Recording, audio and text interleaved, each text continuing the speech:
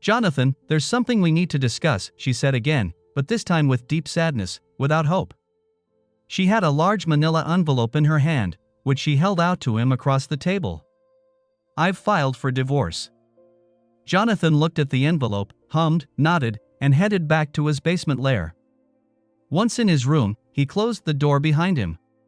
With a sigh close to a sob, he sat down on his bed. His shoulders slumped and his head drooped, and he wrapped his arms around it between his knees. He couldn't make sense of all the emotions raging inside him. An almost impenetrable curtain of fear hid everything. He wasn't afraid of the breakdown of the marriage. It had been 6 months ago when she'd told him she'd had a year-long affair, and it hadn't been just sex. No, the fear that made his gut cramp had to do with how he would be able to move on with his life after losing his children. He used to think his life was so much better than others, like one of those pictures on Norman Rockwell plates his mother collected. Now it looked more like one of those childhood pictures where, if you looked closely, you could see the outlines of monsters hidden in the ordinary. Nothing resembled what he'd been thinking about.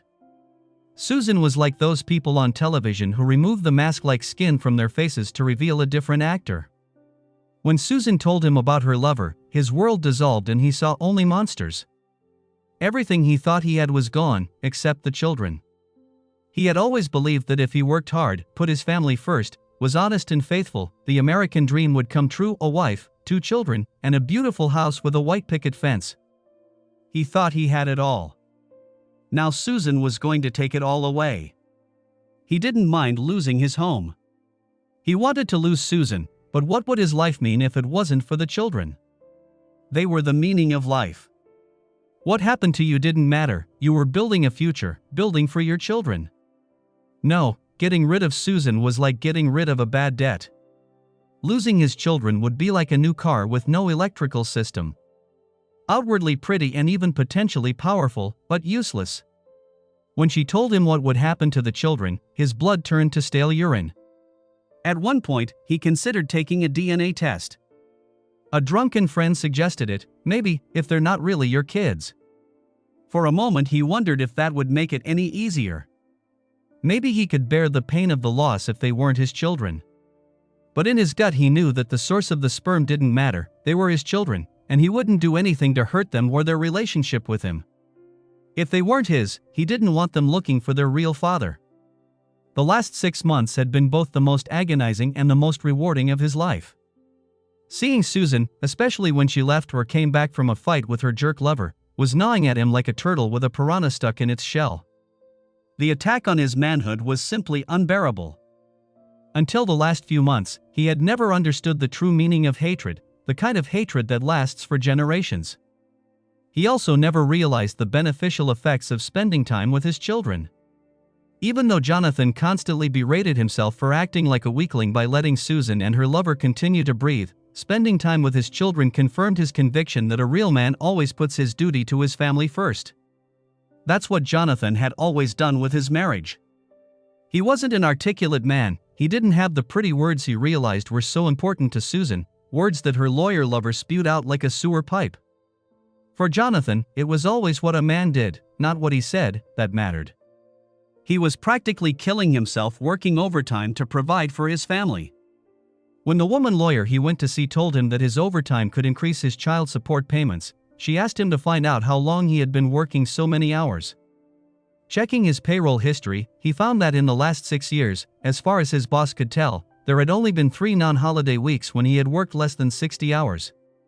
In one of them, he'd been in a car accident. The jerk had been talking on his cell phone, which had landed Jonathan in the hospital with 2 broken ribs and a deflated lung. It hurt like hell, but he got discharged against doctors' recommendations and went back to work because they were trying to buy land to build this house and needed money to make a down payment. The second time he got sick was one of those days. Normally he never let a cold or flu get in the way of his earning a living. This time it was his boss who got him. He had been working with a fever of about 101 for 3 days when the boss sent him home. He was told off for trying to be macho and giving everyone in the store the flu. The third time was when his father died. He remembered nearly losing a finger that week when the sweat from his eyes blurred his vision.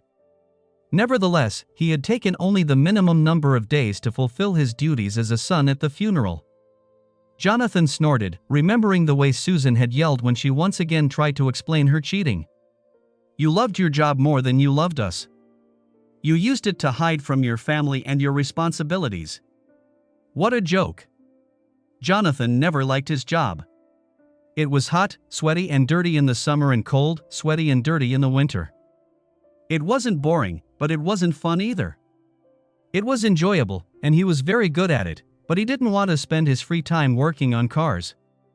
He was doing it to support his family. He knew he'd never been good with books or school. Perhaps he could have graduated from some third-rate college. But such a school and the grades he would have gotten there would never have allowed him to make the kind of money he made working in an unventilated heavy equipment shop in the sweltering heat of an Austin summer. At one point he thought about sales. Salesmen often called him to use his know-how to close a deal. The salesman made it sound so easy. Jonathan stood in mute admiration of their talent and realized it was beyond him. That's why he always worked as much overtime as he could, and as a result earned more than many middle managers in large corporations. Looking at his hands and the hundreds of small scars marking the gallons of blood he had lost over the years working with the big beasts, he sighed. No one said life was supposed to be easy, but the man was doing what he had to do for his family. That's what true love is, doing what you have to do, not what you want to do. Jonathan dropped his head into his hands and tried to keep from squeezing his sweaty eyes shut again. He had cried only once, but the tears seemed to be his body's involuntary response to the emptiness of the pain inside him. The hateful words Susan had spoken the night she had destroyed his world flashed through his mind again. "If you divorce me now, Jonathan, I will give you to the cleaners. I will protect my children and myself above all else. Your welfare won't be my concern. You're not just going to pay me child support, you're going to pay me alimony, court costs, pay for my car and this house. Even with the amount of overtime you've been earning lately, you won't be able to afford anything but a cardboard box for a place to live. You'll be sleeping in your car or at work and eating Spam and macaroni and cheese for at least the next 10 to 12 years. If it was just that, he would have divorced her that same week, but it was all about what she told him about losing the kids. Even the lawyer he talked to told him that. Jonathan has seen enough men with joint custody to know it's an empty phrase. His wife would pay lip service to it, perhaps even mean it, but deep down she would want her house to be in complete order and her new husband to replace her former father as surely as if he had died. No matter what the court said or what she promised, after only a few months, she was starting to make it more and more difficult to see her children. Always with the best of intentions. This continued until the children believed that their father didn't really want to be with them. He could trust Susan, whom he thought he had married, but the monster under her skin would surely do everything in her power to exclude him from his children's lives. She told him that her lawyer lover had broken up with her because he didn't want to hurt her family, but once she divorced, she would get him back. She was still a beautiful woman. Hadn't he read somewhere that Satan was beautiful, too? Hell, Susan could give lessons to old Beelzebub. Jonathan sighed again. He had done everything he could to get this crazy situation resolved. He'd tried to make himself the number one priority, but he'd failed. His children's happiness was the most important thing in his life, but he had failed here as well. His thoughts returned to a magazine article that Susan had recently accidentally left open. It talked about how much better and easier it was for the children if one parent died, rather than losing one parent to divorce. Without realizing what he was doing, Jonathan reached under the mattress and pulled out the gun he had hidden for home defense. On automatic, he pulled the safety off the trigger and put the gun in his mouth. The barrel was cold and rested unpleasantly against the roof of his mouth. The metallic click of the hammer hitting the empty cartridge case triggered a startle reflex so strong that Jonathan was thrown back on the bed. Jonathan's brain felt the same as it had when he was in the hospital with all those painkillers. His thoughts flowed slowly, somehow fuzzy. It was a long time before he realized what he'd almost done. Jonathan snorted and thought, I don't even know how to kill him. Self. Someone took out his bullets. Suddenly his whole body shuddered, adrenaline overwhelming all his organs. He had almost killed himself. How could this have happened? He tried to use the coward's way out. He remembered the last time his father had used a belt on him. He had run away from a fight in the schoolyard because he was afraid of getting hurt. His father had said, "A man would be a bully if he went looking for a fight. He will be a fool if he stays in a foul fight. But he will not only be a coward if he runs away from a fair fight, he will also be a fool." Listening to your fear will end up hurting you more than any bumps and bruises you get in the schoolyard. Some men never learn this lesson, and some men have already ruined their lives by the time they learn it. You, on the other hand, will learn it now. It will hurt you more than if you were beaten today. Next time, think, count the cost, but don't listen to your coward inside. Jonathan never looked for fights, but he also realized that if he didn't run away from them, he would have to fight a lot less often. Looking at the gun in his hand, he couldn't understand why it wasn't loaded. The gun was for defense, and what good was an unloaded weapon? As he loaded it, he thought, maybe it's true that it's better for children to have a dead parent than a divorced but not dead coward. If anyone is going to get shot, it will be Susan or her boy toy. She's the only one. Just then, the phone rang. "Daddy? Did you forget that you promised to help me pitch? I tried to tell Mom that I needed your help today if I wanted to make the softball team, but she said you two needed to talk privately. Dad, please come get me. It's very important. If I don't make the club team this year, I can never make the high school team." Jonathan's whole body was still shaking from the effects of the adrenaline rush. Sitting in silence, he wondered aloofly if his words would be as haphazard as his thoughts. Would he be able to say a simple hello? "Dad, this is very important. I've been calling your cell phone since Mom dropped us off here. You must have forgotten it again. Please, if you don't feel like going to Grandma's, I'll have her bring me home. Please, Daddy, I need you, it's so important." Jonathan's mind was a whirlpool of conflicting thoughts, swirling around a core belief: someone has to die.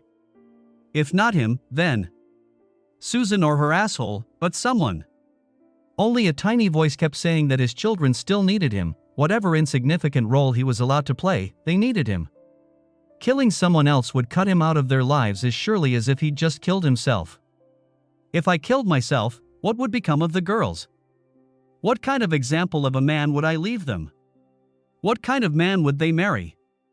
As he shook his head, trying to banish the thoughts, something in Cindy's tone came through. Was it fear? Was she in danger? His daughter was in danger. What kind of man would wallow in his own filth when his daughter needed him? The voice that now rumbled in his head proclaimed, "A man takes care of his family, no matter what it costs him."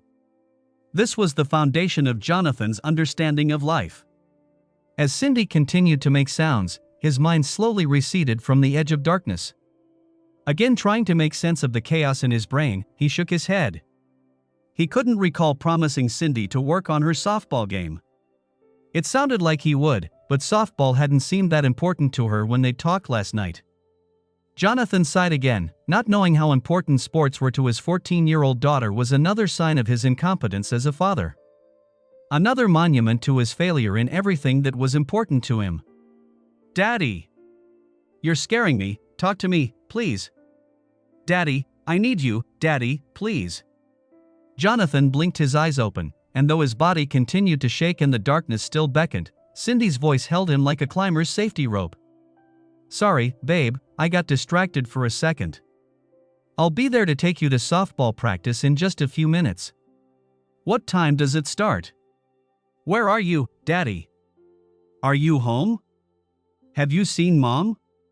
Did you talk to her? Did she tell you?" The questions were too quick, too strange. All his children, thank God, had gotten Susan's brains, not his. He was proud of that, but sometimes it was hard to keep up with their nimble jumping from topic to topic. Unable to understand what she was asking, he replied, "It's okay, I just went off into my own little world for a while. I'm heading over to your place now. I'll be there in less than half an hour and we can talk then. You know I hate talking on these little phones." It took him more than half an hour to pack up and drive to his daughter's house. During that time, he found out that Cindy knew about the divorce. He felt a new surge of anger that Susan had taken the liberty of telling the children without including him in the conversation. So he was surprised when Cindy told him that she guessed what was going on when she saw the hands-on divorce kit in her mother's room a few days ago. She was scared, but wasn't sure Susan would go for it until today when she announced that she would leave the girls at her grandmother's house at least overnight. As Cindy spoke, he could see the pain this confusion was causing her. The pain in her eyes created deadly icicles in his heart. Cindy's entreaties to fight to stay in her life were a blow to his manhood. In any physical fight, he knew how to protect his vulnerabilities, but against the women in his life, he had no defense. Finally, Cindy took his face in her hands and looking into his eyes said, "Dad, I know the court will probably give us to Mom, but there is another way. Since she doesn't have a lawyer, you can go to a mediator. My high school friend's parents did that, and she said her parents get along better now than when they were married. It was so good that they still get together as a family sometimes. Please, Dad, I recognize this man's name. Please, will you fight for us if you talk to Mommy about this? Please, Daddy." And now, 2 weeks later, Jonathan sat at a lavish conference table with his new lawyer. The walls were hung with trophies. The lawyer noticed Jonathan examining them and said, "Yes, I've won some big divorce cases. Several of my cases have been used for moot court cases at UT Law School. The reason I put them up all over the walls here is to remind us both of what can happen if the collaborative process doesn't work. A few years ago I tried to sit down with the couple and act as an arbitrator, but the bar doesn't really like that approach. The danger of being sued for conflict of interest is too high, so now I do collaborative law. Your wife will have to find an attorney who is experienced in this process, so you will both have advocates. You and your wife will have to sign an agreement that you will never go to court on any of these issues. We will then sit across the table from each other and work out an agreement that will suit you both.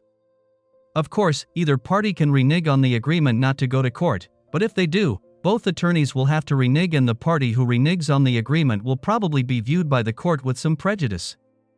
Mark, a large imposing figure, leaned back in his chair. "You have a pretty good case. I know the woman lawyer you talked to, but she practices in Austin and the judges in our county are much more conservative.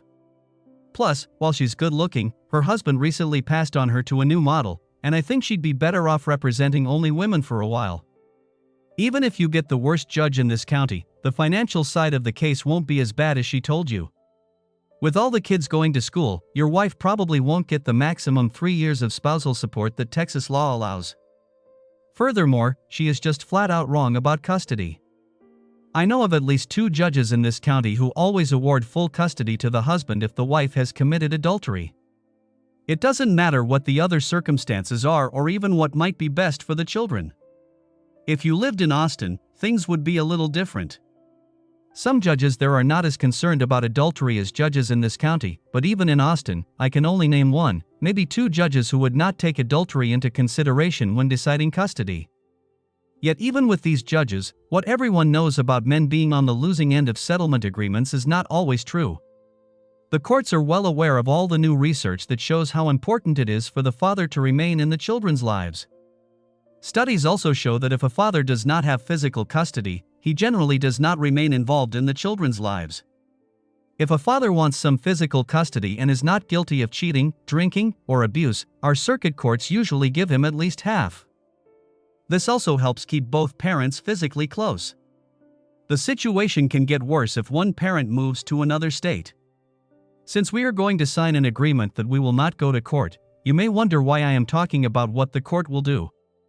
I want you to understand, any agreement we make will be on a spectrum of best and worst case scenarios that could happen to you in court. Jonathan took a deep breath and said, "I want to support my kids, but I don't want to give that cheating bitch a dime." "Can we do that?" "No. That will only happen if she agrees to it. That's what cooperation means. If you could prove she gave up the marriage and the kids, you might have a chance with some judges, but she was a stay-at-home mom.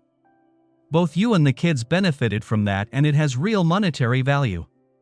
You told me how you sacrificed yourself to make homemaking her job. What message will you give your daughters if you change that now? Would you want them to think being a full-time mom has no monetary value? That's exactly the message you'll send if you try to make Susan suffer because she hasn't found a good job outside the home. Do you really mean that?" Jonathan sighed. It was important to him not to put the kids in daycare, but to let Susan make their house a home.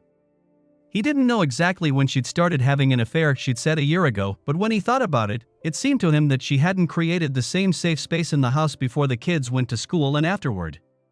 He couldn't explain what it was, but he thought. Well, he didn't know what he thought. It was just clear that Susan wasn't involved in the home and family when the kids went to school. She started taking needlework classes and getting involved in all sorts of civic projects instead of focusing on the needs of the family. Jonathan accepted it as part of life. Like everyone else, Susan grew as she got older. He hoped she would find a part-time job so he wouldn't have to work so much overtime, but he had to admit he felt a certain pride that she could participate in social events like the wives of their wealthy neighbors. Now, a little ashamed, Jonathan looked at Mark in his expensive suit. I'm not very good with words. I guess that's the only thing that scares me about all this legal stuff. I'm willing to bet myself in a fight over money, marbles, or chalk, but I'm not good at arguing. I don't even have a good answer even days later. I'm the one that all these greeting card companies had in mind when they wrote them. I spent hours picking out a card for Susan or the girls for special occasions or just when I wanted to tell her I loved her because I could never find those words in myself. Jonathan stared at the lawyer for several long minutes while the two men silently appraised each other. There was no tension, just a lively nonverbal discussion. Finally, Mark's mouth twitched, hinting at a smile. I realize words and phrases come easy to me, but if I had to fix a car, I'd use a horse. As the good book says, we each have our own gifts. Society needs all of them if we are to be successful. If this divorce went exactly the way you wanted it to, what would it look like? Jonathan didn't give it a second thought. I looked for and found a job on an offshore rig on the Gulf Coast. They work 2 weeks on the rig and then they give you 2 weeks vacation. Even with that time off, I'll make more money than I do now. I could find a part-time job here, but only one that would allow me to be home when the kids aren't in school. I know the girls need their mom, so if we could divide their time so that half the time they live with me and the rest with their mom, would that be fair? I don't need a lot of money to live on, especially if I work on a rig half the time, so I guess I could give the kids 75% of my after-tax income. The rest would be enough to buy a small place to live, make car payments, etc. Would that be fair? But I don't want a penny of it going towards Susan's allowance.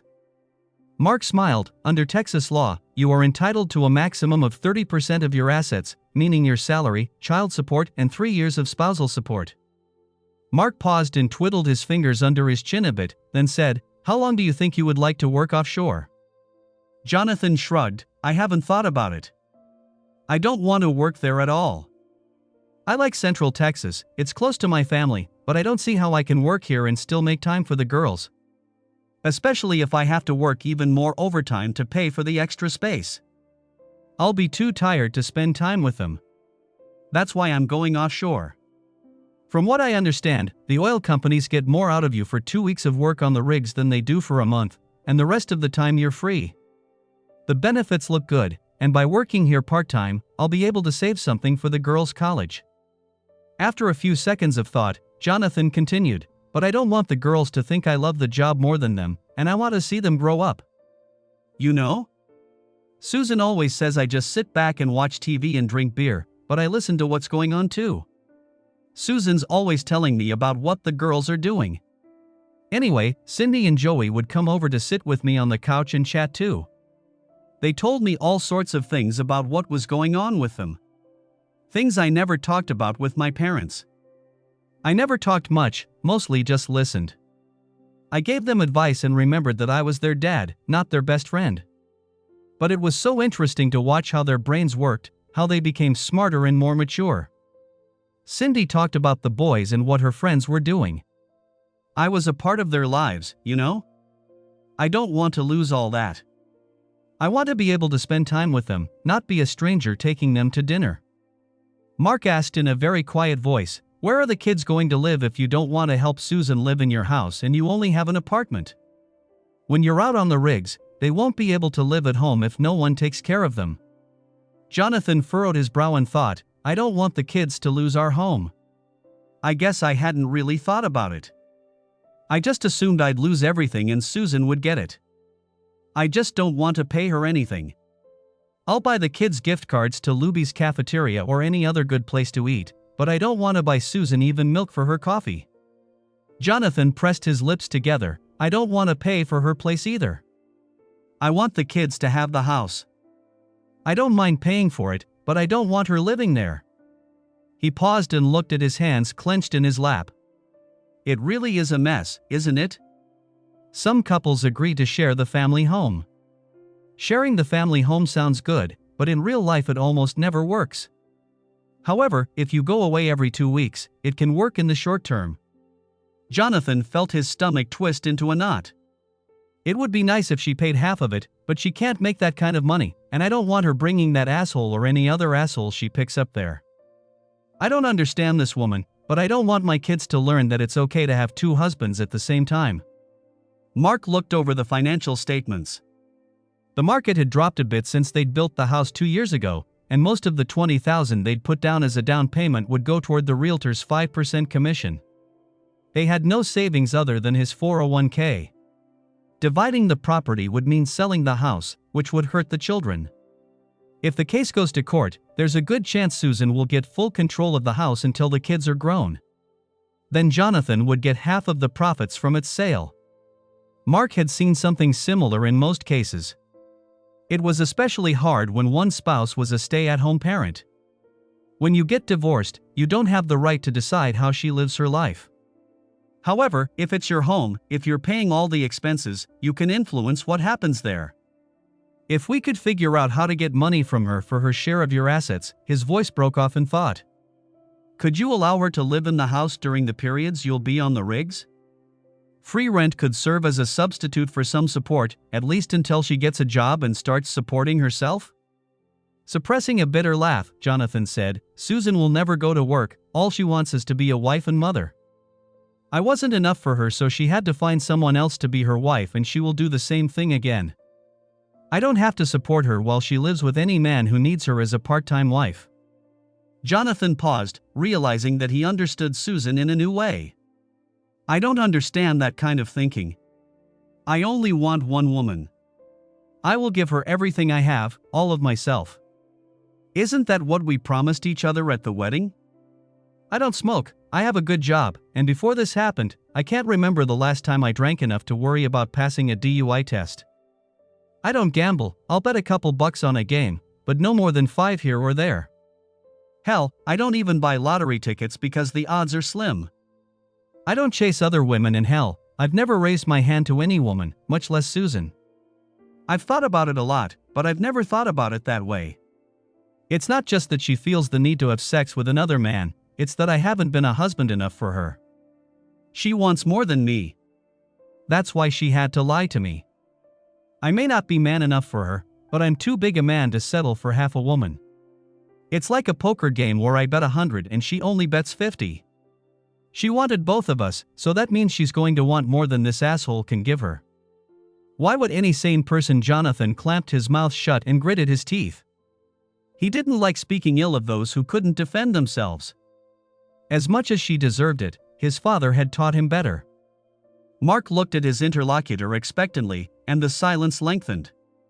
For most people, waiting for silence becomes unbearable, and eventually they start saying things they didn't mean to say, just to break the silence. When it became clear that Jonathan wasn't going to say anything more, he asked, "What if we include in the agreement that you must never see Susan, that you will have to wait until you get on a plane to come to the house, and will have to leave before your plane lands here?" A tiny light of interest appeared in Jonathan's eyes, and he asked, "Is it safe to say that she will have to live in the basement where I lived? Is it also safe to say that she won't be able to move furniture or change things?" She was constantly moving things around, buying new things and decorating the house. If it was my house, I wouldn't want her messing around with my stuff. She would be there as a guest. Could I do that? Mark suppressed a sigh. His job was always difficult, but this looked like one of the most difficult. He had to keep reminding himself that he was only hearing one side, but experience told him that Jonathan was being as forthright as he was capable of. He knew dozens of women who would give their right arm for a man who gave as unconditionally as Jonathan did. A man whose honesty was that what you see is what you get. The world called him a simple man, and that was high praise. On occasions such as this, old considerations of rivalry came into play in Mark, and he had to watch out for it. Jonathan was surprised that Susan had dragged her feet on the divorce. She had filed the papers herself, but she hadn't started communicating with the attorneys on Mark's list for several more weeks. It was still more weeks before they could schedule that face-to-face meeting. Jonathan had already worked several shifts on the offshore rigs.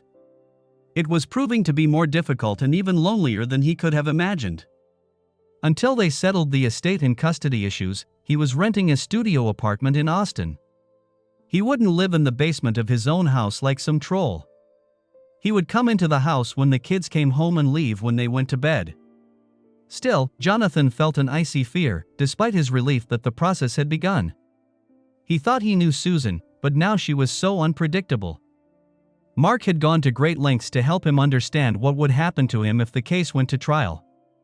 Regardless of what Jonathan thought was fair, she was legally supposed to get half of their net worth. The plan Mark helped him devise allowed for no spousal maintenance payments. Instead, Jonathan would pay for all of the children's expenses, food, clothing, and medical needs. He would provide a generous allowance for each girl and even pay for gifts that Susan would choose herself, up to a set price. Jonathan also paid for sports teams and any lessons the children might try. But even then, there were rules to make sure that money was not spent on lessons that were not appreciated. For example, if a girl was taking piano lessons, Jonathan wouldn't pay if she didn't take the time to practice. He would not buy a piano until the child proved her commitment. Jonathan will also transfer a portion of his 401k to Susan, but in return will receive full ownership of the house. Susan will also become the guardian and live in his home. The children will live in his home full-time, but he will have unlimited access when he is at the beach. For a maximum of 3 years, Susan would be able to live in the house for those 2 weeks a month when Jonathan was in town. She would live in the basement, which would be set up as an apartment with a separate entrance. In 3 years, Susan was to have her own place so that Jonathan could live in her house 2 weeks each month. In 10 years, when little Nancy graduated from high school, Susan would no longer have access to his home. It wasn't what he wanted, but Mark had convinced him that it was fair and better than he would have gotten in a lawsuit. Besides, although he didn't say anything, he was sure that Susan would find someone to marry very soon. Under the terms of the agreement, she was not allowed to have men in his house, not even for dinner. Jonathan was sure that she would soon find someone who wanted to be her wife. When Jonathan looked around the room that Mark had set up for these meetings, he was struck by the quality of the furnishings. Around the elegant coffee table were 4 very comfortable armchairs. Beside each chair was a desk on casters, a bit like those used in hospitals to allow a patient to eat in bed. The room was furnished like a cozy living room, even the gas fireplace was out of the way. Mark's secretary ushered them inside and was still explaining how the room was set up when Mark and Susan's attorney, Laura, entered the room, each holding a stack of papers. Mark said, "Cindy emailed these to Laura and me this morning. I need to confirm that you have written a journal about what led up to our appearance here." Jonathan looked at Susan, who looked smug. "I wrote them to remember what was said and how I felt while all this was going on. I tried to find a way to explain what Jonathan was doing to me. When Cindy saw what I was writing, she said she was going to take it to Jonathan. I felt bad that Cindy knew all the details, but I thought it was a good way to make sure Jonathan read it." Laura snorted, "Did you really push Cindy to send that?" Jonathan saw anger flare in Susan's eyes. "Yes, I did. I removed almost all mention of sex. Only what I thought Jonathan needed to understand that it wasn't about sex. You didn't write about your sex life, at least not much. But you wanted Jonathan to know that for the last 4 years you'd been running Rich's house. You did all the cleaning and the dishes and the cooking for him. You typed his papers for him and helped him study for law school." Susan shrugged. "Jonathan has never been interested in anything in Rich and I's life except sex. I thought that if he knew the whole story, he might come to his senses." Susan turned away from Mark and looked at Jonathan and then continued, "I know that if you read what I said and how I felt, it will help us come to what I wanted out of our marriage. I know that I blew it that first time we met, and I thought that if I could get you to read all of this, we could make it right." Jonathan finally realized exactly what had been said about how long their affair had lasted. As it was realized, he felt a cold rage flare up inside him. Turning to Susan, he said with a growl, "You said only a year, not 4 years. You've been," he started to say fucked, but the presence of Laura, the other woman, made him hesitate. "You were with him for 4 years." Susan replied, flashing her eyes, "Of course not. I'm not a liar, you know that. We've only been having sex for the last year. You were never interested in how or why Rich and I started dating. You never cared why I had to help him or how much he needed me. It was all about your male ego and the fact that some other man was taking advantage of your property." Mark looked at Laura, then jumped up. "I think we'd better take a break.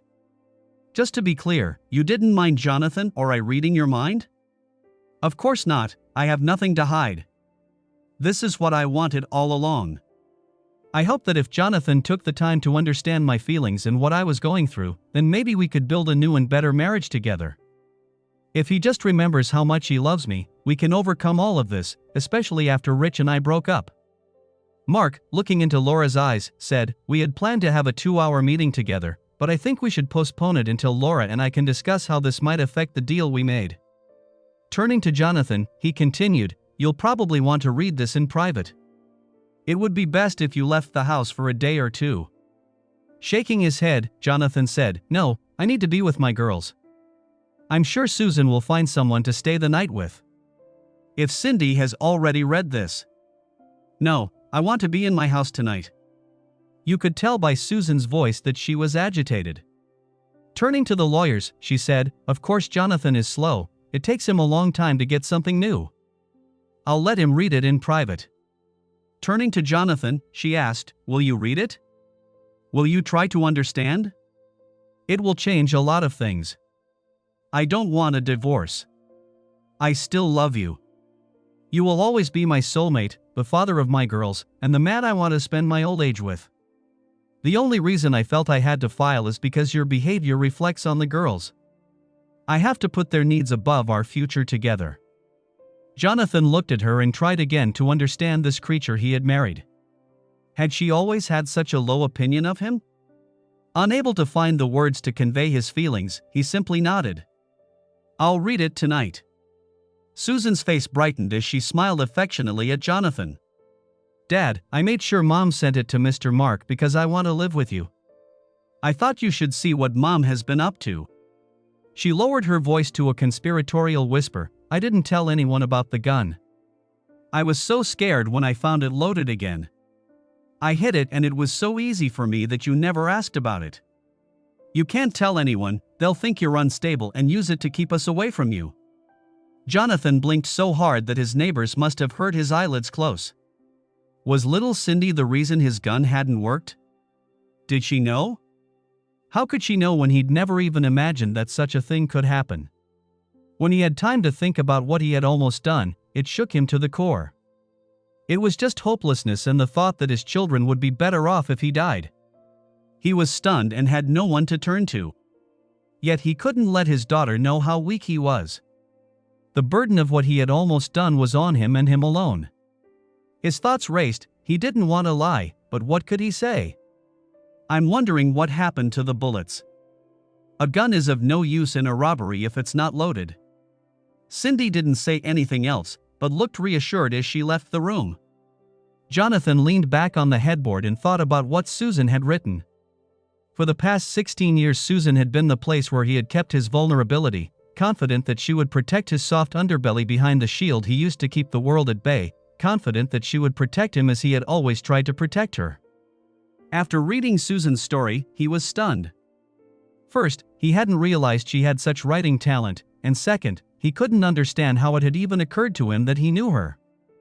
During the preparation or the first meeting, Mark spoke repeatedly about how important communication was in order for the process of resolving the divorce together to be effective. It took Mark hours of skillful questioning to gather everything Jonathan wanted to tell the lawyer. Susan's words, however, seemed to just fly off the page.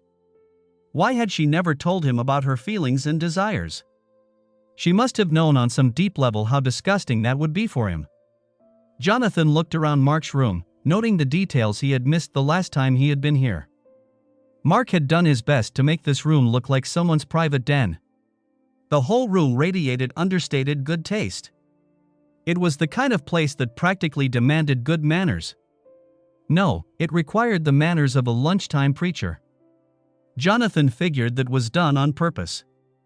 In a room like this, people would be less inclined to yell at each other. He felt the atmosphere working on him as Susan walked in with her lawyer. She looked a radiant, very beautiful woman. How deceptive appearances can be. The chairs were arranged differently today. He and Susan sat across from each other, with the fireplace to his right. This time, however, the two lawyers sat at the head of the coffee table, facing the fireplace. Jonathan waited impatiently for Mark to begin. He had spent a few extra hours with him preparing for this, their second meeting together. Mark nodded to Jonathan and then to Susan. Laura and I spent over an hour together discussing how the situation has changed. As we discussed, one of the benefits of this joint process is that I don't have to look at Susan as someone I will have to face in interviews or in court. Also, I can look at Laura as a partner in trying to solve your problem, rather than as an adversary to be defeated as hard as I can. Our goal in this process is not to get all the knives and forks we can from the client, but to try to find a solution that both parties feel is fair and that allows them to move forward with as little bitterness as possible. What I have found is that by using this process, most clients give up less than they were willing to sacrifice and get more than they expected. I've found that I'm more likely to have to keep my clients from settling for less than most courts would give them than I am to fight for fair treatment from their spouse. Mark nodded to Laura.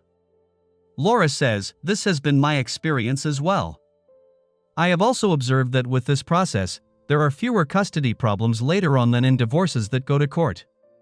If a couple can end their marriage by working together, they tend to continue to cooperate when custody issues arise. Custody problems will arise no matter how carefully the custody agreement is drafted.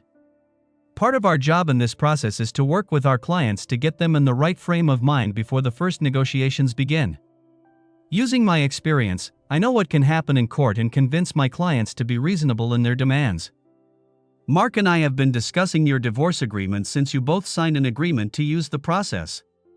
While the devil lies in the details, partners sometimes fight over some price that has little market value, but that everyone should have. Most couples usually agree to an overall settlement that both attorneys think is fair. In this case, Susan's diary made all of our early work useless. Because Susan decided to share it with Jonathan, it will become part of the divorce proceedings, and that changes the equation. Mark turned to Susan. "You should realize that any competent attorney can use this document to drastically change what you can expect to settle for. Laura and I have agreed on what the court settlement will probably look like. We usually use this as a basis for working out a compromise settlement. Since Laura has already stated that she is going to withdraw from the case, we both recommend that you accept what we have worked out without modification. Laura will recommend another attorney from her firm to Susan if you want to make any major changes to what we have worked out. But, Susan, you must realize that the new attorney will have to start from scratch, and it will be very expensive. If you go along with what we've worked out, we can save you both significant legal fees." I think that, Susan looked at Laura and interrupted. "But why are we still talking about settlements?" She turned to Jonathan. "Didn't you realize what I wrote? Didn't you see how much I love you? You said you loved me, don't you love me? I know you loved me before Rich. Now that Rich is out of the picture, can't we build a new and better marriage based on our love? Didn't you see how upset I was that I said those hurtful things that first night?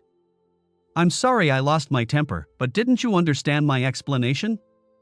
Please, Jonathan, for the girl's sake, I am willing to give you as much time as you need to change, to be the man I know you can be, to realize what you need to do so it doesn't hurt the girls more." Jonathan froze. How could he explain? They didn't even speak the same language. How could two people who had been married for so long not speak the same language? They used the same words, but they had different meanings. Jonathan knew what words like love meant to him, but he couldn't understand what those words meant to her. Looking at Susan, Jonathan tried again. "I was happily married for 15 years. I loved my wife and I knew she loved me. I loved her completely and unconditionally. I hid nothing from her, not my body, not my soul, not my deepest fears and weaknesses. I was the happiest man on this earth, having a wife I could love and support. Susan, you lived with me for 15 years, but I was never your husband. I just didn't know it. You may have the body of the man I thought I was my wife, but you were never the man I loved. I don't hate you, but I hate you for making me waste all this time because you pretended to be something you're not. I don't hate you, but I sure don't like you, and the sight of your body reminds me of the wife I never had.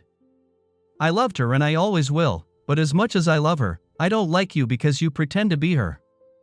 Mark touched his arm. Jonathan, why don't you come into my office? Jonathan looked at Susan, shook his head, and walked silently into Mark's office. As soon as Jonathan left the room, Laura's gaze settled on Susan like a honey-smeared captive on an anthill. You must know the reason why I have decided that I cannot continue to represent you. My personal feelings won't allow me to. This settlement, in my legal opinion, is far better than what you would get in any court of law. I mean, if we had gotten a better judge on his best day, he would never have given you as much as I bargained for you. In my legal opinion, you should sign the contract before it is revoked. This is my final legal advice to you. I'll ask Mark to step out in a second. Since I will no longer be your attorney, I would like your permission to speak to you as woman to woman. I want Mark to testify that you agree to stay and listen to what I have to say. I want it to be very clear that whatever I am about to say cannot be considered legal advice, even if we are talking about your divorce. If you and he agree, some of the things I would like to say to you in private may help you. I know they'll make me feel better. Our agreement already protects you from the fact that anything said here could be used in court. Do you agree? Susan nodded and, as soon as Mark had left the office, turned to Laura. Her voice was strained as she tried not to give away her anger. You're a woman, why can't you take my side? Can't you help us be together again? Maybe recommend a good marriage counselor? Laura sighed sharply. The only person in this whole process who thinks you should stay married is you. That includes your children, even little Nancy told me, and I quote, "It's not fair that daddy has to live in the basement because mommy has a new boyfriend." Laura gave Susan a probing look that made one male lawyer lose control of his bladder during a divorce trial in front of a jury. I meant what I said about the agreement. You'd better take it. Jonathan is being more honorable than I am. If Jonathan had been my client and brought in Judge Judy Martin, who once helped set up the Local Now chapter, you wouldn't believe what Jonathan would have gotten. Not only would he own every item in your closet, you'd be paying him alimony to make up for his support of you for the past 4 years. And it wouldn't matter that you'd be living in a cardboard box. Susan's face reflected shock. No woman would do that to me. I helped Judy create Now and I'll do it with you. I'm as liberal as they come. It pisses me off when I hear that asshole Rush talk about how liberals don't care about outcomes, only intentions. I hate it when he says liberals care more about the reasons for an act than the act itself. What infuriates me is when he cites women like you as an example. Jesus, woman, what kind of mush has filled your skull? It is women like you who create a bad name for women's rights. You didn't even try to take responsibility even when your children went to school. I am not one of those women who look down on women who have chosen the path of mommyhood. I respect women who make it their job to raise a family. It's a lot of work these days, but it's not what you were doing. You didn't use your free time to work for your family, you didn't do volunteer work to make the city a better place for your children. No, when keeping one house became insufficient to keep yourself busy, you didn't start doing anything for anyone but yourself. You went out and found another man to be a housewife for him. That is the kind of housewife that makes real housewives look bad. You keep telling me you're a strong woman. Strong women accomplish great things. G.S. Can you tell me that you have accomplished something that a weak woman could not? You have repeatedly told me that you want Jonathan to be strong enough to accept you, but have you accepted him as he is, as he shows love? Laura's eyes flashed. I quote from your journal, I knew deep down, from what he said and how he acted, that he never loved me enough to want to know why. He never loved me enough to want to understand. He never asked me why, because the why didn't matter. All that mattered was making love to another man. Did he ever love me, or did he love me just for having me? Was that all that mattered to him now that I was damaged goods, now that another man had taken possession of his property? I cried slowly in my sleep, feeling that he had never loved me, had never loved me, had never loved me, didn't want to and couldn't love me. I realized, that I was open to connecting with Rich because I knew intuitively that Jonathan didn't truly love me.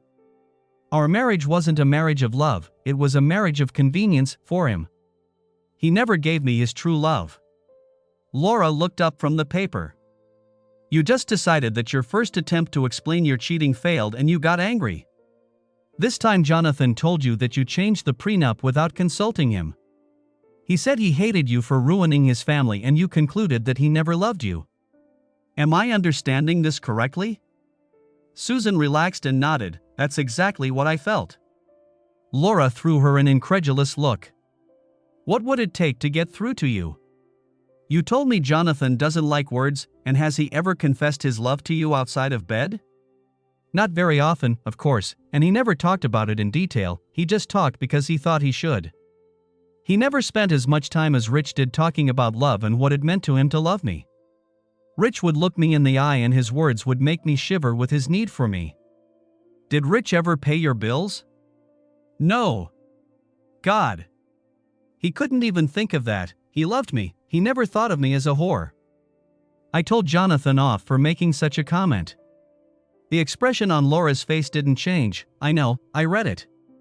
Let me rephrase my question. Besides words and sex, how did Rich show you that he loved you? Did he give you little gifts? Took you to nice places? Susan shrugged. I know he would have, but I couldn't risk Jonathan finding a gift or hearing from someone who had seen us somewhere and not understanding our relationship.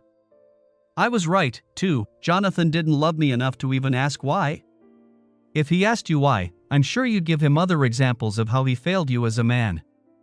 About how your lover was a bigger man than he was, that Rich could have met your needs better because he. Susan interrupted. No, she thought for a moment. No, things weren't really much better, different rather than better. Rich was giving me something Jonathan couldn't. They were different types of men. Rich was. Looking even more menacing, Laura jumped up again. I think you said. No, Susan stretched the word, giving it a connotation that made it impossible to understand. Jonathan just didn't react to me the way Rich did. Honestly, he hardly did anything. If I remember correctly, he did nothing but fish every now and then, sit in front of the TV and drink beer. He gave up on most of his friends, and he got boring, right? Susan tilted her head, trying to figure out what the tone Laura was using meant. Yes, it's true. He put on weight too, and he just didn't seem interested. He wouldn't talk to me. He didn't want to know how I was feeling. I don't suppose working 60 hours a week 51 weeks a year so you could have a $500,000 house could have anything to do with it? Never mind. What did you do to find out what was going on in his life? Did you take care of him? I think he carried his lunch to work to save money. Did you cook it for him? Sometimes when everyone went out in the morning, it was the most hectic time of the day. Laura shook her head, then continued, since you did most of the cooking, did you watch his diet, did you help him exercise? I seem to remember that you resented him not wanting to go to the parties you wanted to attend. Did you try to find activities that he might enjoy? Just by talking to both of you, I know that you are much better at organizing social events than Jonathan. As a strong woman, did you take the lead in this area, or was too much of your time taken up with housework for Rich? Susan flinched. Laura's tone was clearly hostile. If he loved me, he must have put me first in order to. Doesn't that mean you had to put him first too? Can you give me examples of when you actually put him first? Did you put him first when you left the house to make love to Rich after you bullied your husband by telling him he was a bad lover? You really expected him to support you emotionally while you tore his whole world apart, along with everything that was important to him, didn't you? I think you wrote that the reason you thought you were entitled to his support while destroying him was because your husband's castration was emotionally stressful for you. Instead of putting his balls up for your knife, he uncharacteristically said some bad word. Susan said quietly, I said I realize I didn't have a very good time that first night, but it wasn't as bad as you say. You realized that you could have better expressed your feelings 2 days later when you were in a fit of passion with your lover. But even then, your only regret was that you lost your temper and couldn't make him realize that you were actually the victim in the tragedy you had created. I'm a strong woman, and I have to make sure I don't let him take advantage of me. If I didn't. Susan saw Laura's face redden and thought for a second that Laura might snap. Then in a deceptively soft voice Laura continued. Do you think I'm a strong woman? I have one of the highest win percentages of any attorney in this state. I was elected 3 times before I retired as a district judge. I have 2 wonderful children and 3 of the most wonderful grandchildren in the history of mankind, with a 4th on the way. What do you think? Of course, I knew you were a strong woman when I saw the pictures of you with famous people on the wall. Thank you. I've always considered myself a strong woman, and I can't tell you how much it means to me to hear you confirm that. Weak women cause. Susan frowned as Laura's tone became harsh again. Then Laura softened and continued. I've been married to my husband for almost 38 years. When we first got married, he was already a pilot for a major airline, but he was based here in Austin. He was making tons of money, and I had just graduated from law school with a bunch of student loan debt and other debt. It seemed like I couldn't keep track of my expenses. We got married and decided to have kids before I started building a career. Jim put me on a strict budget. Right after the youngest started school and I got a good job at a firm in Austin, I continued to give every dime I earned. Shortly thereafter, there was a major crisis in our marriage. A drunk hit Jim in a parking lot and he suddenly couldn't pass the flight physical. He decided that if he couldn't fly, he would teach math and science to school children. Maybe someday he could help them take off. And what do you think happened to our budget when I started making the big bucks and Jim started making peanuts? You certainly took control, you had the power. No. Nothing had changed. I was still handling the checkbook just as clumsily. The money just kept slipping through my fingers. Jim doesn't like bookkeeping either. He grew up in a family where his mom did all the bookkeeping. But we're a team, where one is weak, the other tries to back up. Jim took care of the money not to control me, but to make sure I had the means to support the things that are important to me. That's what partners do. Let me give you another example. Jim is an incredible driver. He has fighter pilot reflexes, depth perception, and peripheral vision. He's never been in an accident, but he drives like a fighter pilot. So when we end up in the same car, I drive. I'm not as good a driver as he is, but driving with me doesn't scare him like it does me when he's behind the wheel. When I first heard the other pilots tease him for letting his wife wear the pants in the family and drive, I wanted to rip them apart. But it didn't embarrass him one bit. He's strong enough to be teased because my peace of mind is more important to him. We're both strong people. We are strong enough not to get into an ego battle over what stereotypes say our roles should or shouldn't be. This applies to old gender stereotypes as well as new ones. My goodness, woman, did you not understand your husband at all? What kind of man do you think you married? I have read your diary and I must say that I don't think I have ever met the kind of man you expected him to be. I expect my husband to treat me as an equal. I would tear him to pieces if he didn't treat me with the respect I deserve. Laura leaned forward and lowered her voice to lend force to her words, and I expect him to treat me the same way. I mean, he's my age too. One of the things that makes my blood boil is feminists who want to replace the old male supremacy with female supremacy or belittle men. Jim and I are different, but different doesn't mean superior or inferior, it just means different. We are like a beautiful painting made up of 2 halves. If that painting were cut exactly in the center, there would be nothing holding us together. Instead, we're like 2 pieces of a puzzle. I have dents and ridges and he has ridges and dents.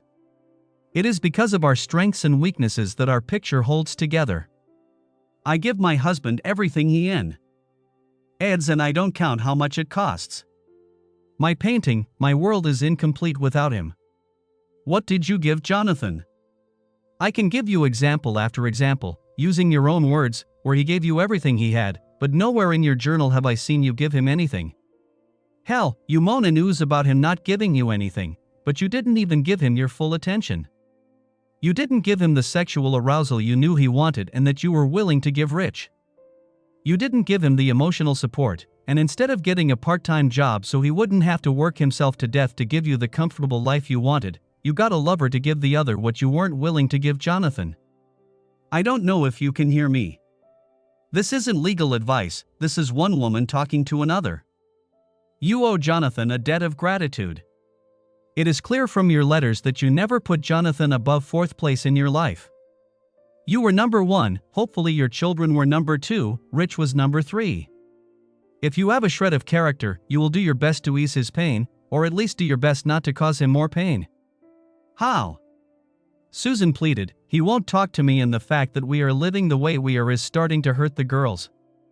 Susan, if you were Jonathan, would you want a woman like you in your life? Jonathan tried not to give away his fear as Mark sat down at his desk. Mark looked at Jonathan, shook his head and said, "Why the hell did you even marry a woman like that, much less make children with her and stay married all these years?" Sorry, don't try to answer that. Her diary really got to me. I went into family law to right the wrongs of the world. It took more than a few years to realize that I create as many mistakes as I correct within the court system. My instinct tells me to follow through, but when there are children involved, leaving someone to bleed to death on the courtroom floor isn't all it's cracked up to be. Part of the collaborative process is that I don't have to act like a regular lawyer. I have to protect your rights, but in general I spend most of my time helping you figure out what is in everyone's best interest in the long run. If you squeeze every last crumb out of the agreement, the divorce will be lousy. Trust an experienced shark. The partner who got screwed comes back like one of the zombies in Night of the Living Dead to get another hit until only the lawyer is left in the bank. That's a lawyer's job, that's how the court system works, but I knew I was killing good people by turning them evil. That's not what my church teaches, and it was killing my soul. In this process, we try to find the best possible divorce, even though my client probably could have gotten a better initial settlement in some people's eyes. I have been doing this for almost 10 years and I am proud to say that only 3 couples have gone back to court after our agreement. What's more, in every case, the agreements have been upheld. Jonathan was puzzled. What does this mean for me? Since her lawyer quit. Jonathan paused to keep from jumping into a fighting stance when he saw Mark's face split into a smirk. No, it wasn't a smirk, it was teeth, and very dangerous teeth at that. After Laura finishes talking to the Dutch aunt, I suspect your soon-to-be ex-wife will feel lower than a whale's droppings, but I don't think she'll want to put anything off or go to court. Besides telling her about how the cow ate the cabbage, she's explaining to her the legal facts of life. I wish I could somehow represent you in court if she turns out to be stupid enough to go there. Mark took a deep breath, and Jonathan watched the gladiator slowly retreat under Mark's onslaught. After a few seconds, Mark continued. I recently read in a book that some Plains Indians honored their captured enemies by allowing them to demonstrate their bravery by torturing them to death. If the enemy accepted death as a warrior, they not only gave him an honorable funeral, but also composed songs in honor of his valor. What I want to do to your wife would seem to them like treating prisoners in accordance with the Geneva Convention. I can only imagine what you would like to do. Mark sighed, though it was almost a snort. But as good as it is, it won't last long. The problem is, you have 3 kids. For the rest of your life, you're tied to this woman. Even when the kids are grown, you can't cut her out of your life without cutting the kids out of it, too. Mark raised his hand before Jonathan could respond. The kids will probably pick you right now, but it won't be for long. Since their mother wasn't a monster to them, they'll get over it and miss her. As the years go by, they'll want to see mom at special events. When the grandchildren come along, it will be even worse. Our challenge, yours and mine, is to figure out how to make ourselves settle for less than we can get. Jonathan felt the anger boiling in his gut and his muscles tensed. His breathing quickened, and some part of his brain searched for something or someone to hit. Mark's voice made him freeze. What would you do if you saw a man with a knife about to rape one of your girls? He's got her pinned down and you're alone, unarmed, what would you do? Jonathan could almost see it happening. Without thinking for a second, he said, I would have stopped him. He has a knife, and you know you could get hurt. I wouldn't go into it half-heartedly, death won't stop him, but if that's all I can do, I'd buy all the time I can. Maybe she'll be able to escape. Mark nodded his head. Some men may just say the words, but the tone of your voice and body language will convince all but fools. Frankly, that's what 99 fathers out of 100 would do. That's what men do to protect their loved ones. It's why good men go to war, to put their bodies between harm and their family. So, there's a war raging around your family, and the question is, are you man enough to protect your girls from it, or will you put your desires for revenge first? Jonathan clenched his teeth so hard that a filling popped out. He spit it out into his hand and gritted even harder. The muscles in his arms and legs became steel, his whole body was begging for a purpose to unleash his rage. His eyes blazed, but his brain never shifted into berserk rage. Real men know how to fight with more than just their fists. Jonathan knew that no one would ever hand him the key to Phi Beta Kappa, but he was smart enough to realize that this wasn't a problem that could be solved with fists or a sledgehammer. For 3 minutes Jonathan let his inner savage berate the injustice of civilization. When he regained control of himself, he gave Mark a slight nod. Mark's eyes widened and, with a strained smile, he responded with a friendly nod. One of the reasons I'm glad I'm a Christian is that I still see too many bastards or bitches get away with divorce.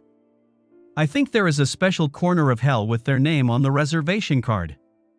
I take that passage in Romans that says, "Vengeance is mine, I will repay, saith the Lord," as a personal contract between God and me. It allows me to sleep at night. Here's the situation you're in. You can get just about anything you want right now, but it won't last long. It won't take Susan long to find herself some sugar daddy and drag you back to court if she doesn't think she's won in the divorce proceedings. My suggestion is to give her the appearance of winning, but keep you in control. We'll give you full custody of the child and she'll have unlimited access. We'll take title to the house, but have her live there as a housekeeper while you work on the rigs. You will provide an apartment for her to live in while you are home. This will be a substitute for any cash assistance. In 2 years or when she gets married, if that happens sooner. She will need to find a way to support herself and you can evict her from your home. I assume you don't want to work offshore for longer than 2 years. Of course, she will still have unrestricted access to the children. Jonathan smiled. Doing right by your children hurts, but I'll bet it won't last. That woman will find someone to marry her in 2 flicks of a lamb's tail. A week later, Susan drove to Rich's new home in Hillsborough. Despite the traffic, the 2-hour drive down I-35 gave her time to think, for the first time since her conversation with Laura. She was in shock and still marveled at how quickly everything had happened since then. She had signed the final contract 2 days ago with no changes and now they were just waiting for the court to make it official. The girls would spend the next 2 weeks with Jonathan until he left for the offshore rig. From what Laura had told her, the agreement was more than fair. Her main problem was that, although she had a place to live, she needed to find a job to pay for food, clothing, and basic necessities. All of these things required more money than the job she was able to find. Realizing that her life with Jonathan was really over, Susan decided that she should go back to Rich. When Rich met her at the door, he was more reserved than she expected. She threw herself into his arms and said, "I really need you, it's over between Jonathan and me. I love him and I think I always will. I wanted to grow old with him, but I think it's better this way. He could never understand me the way you do. We need to make plans. I've given Jonathan permission to take our house in custody. I know you haven't lived here long, but we need to move back so we can be there for the girls even when Jonathan is in town. I know I said I would never leave Jonathan, but I guess I always thought he loved me enough not to leave me." After a quick hug, Rich let go of her and she saw that he was looking at her with an expression she hadn't noticed before. Susan Co. continued, "What's the matter, Rich? We've talked for years about being together. I know the last time we were together you said you wanted me to get my family back together and I tried, I really did. Now we just have to make the best of it. When Jonathan doesn't fulfill his part of the agreement, we can go to court and make him fulfill it." Rich's mouth dropped open. She had never seen him at a loss before.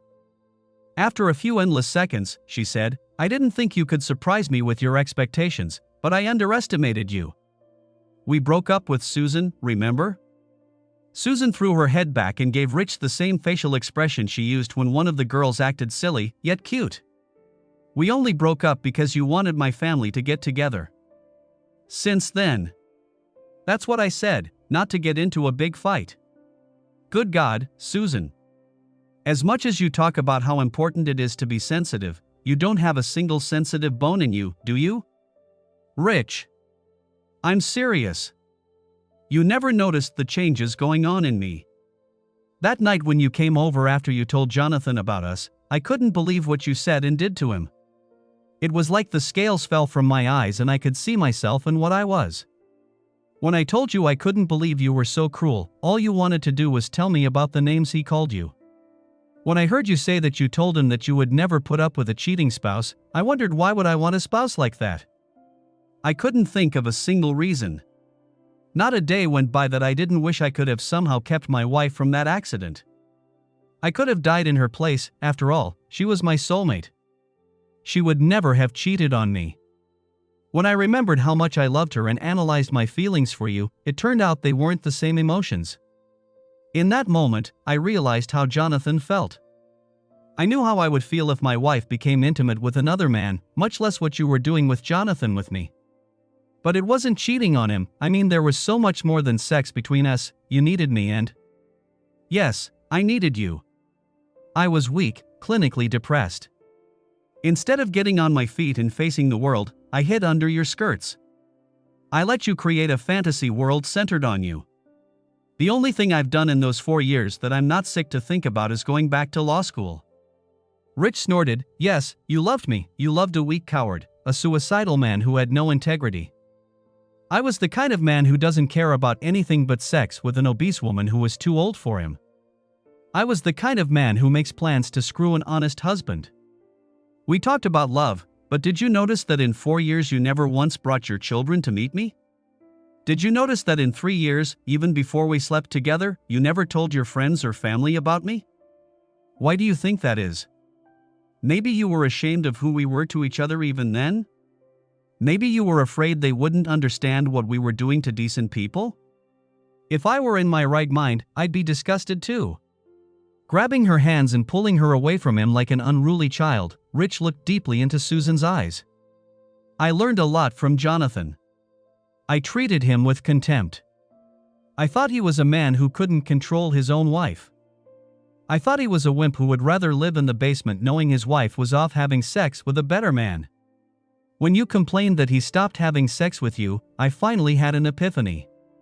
I realized how much courage and honesty Jonathan had shown. We told him he would lose everything in the divorce. So for all practical purposes, he divorced you and stayed in the same house. We dumped a pile of 100% clean manure on him and he used the methane to heat the house. When he lost his wife, even more painfully than I lost mine, he took the opportunity to cut back on work and spend time close to his kids. He didn't get drunk, he didn't take antidepressants like I did over the years. He just rolled up his sleeves and used his hands to build a better world for his family. I've never been so ashamed of myself. Do you know why I'm still standing here talking to you? It's because of the lessons I learned from a man I've never had the honor of meeting in person. I will accept my responsibility and fulfill my obligations. I want nothing to do with a woman like you. But I am indebted to your husband for what I did to him. I played, I enjoyed myself, but I didn't pay for it. Letting her go, Rich stepped back. Jonathan paid for your room and board while I used you. I owe Jonathan and I'm going to pay him back. He will never take a dime from me, so that's what I'm going to do. No man should have an ex-wife living in his house. I'm going to use some of the insurance settlement money to buy a condo near his house. It will be beautiful and big enough for the girls and you to live there. You will be free to use it until little Nancy finishes school or you get married. Maybe Jonathan won't have to work on the rigs, maybe he can find another job here to be with the kids full time. That's the best thing I can do for him. Hell, I'll even give you a small allowance for food and clothing. Jonathan paid for those too while I took advantage of you. Furthermore, since I got something from our relationship, I'll pay for your education, even college, as long as you don't take money from Jonathan. By paying top dollar for everything I got from you, I might be able to regain some self-respect. There's just one condition. All communication between us will be through my attorney. If you ever contact me by mail, phone, email, or in person, the money stops. Jonathan was in the greeting card department at the grocery store. Cindy was about to turn 16, and Jonathan wanted to find a card to express his feelings. He had seen so many beautiful cards with such wonderful words.